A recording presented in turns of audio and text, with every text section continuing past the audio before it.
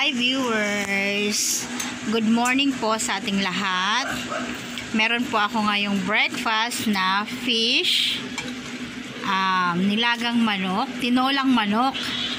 Ayun, meron akong tinolang manok. And then, meron akong yung gulay niya, yung pechay. And then, merong egg.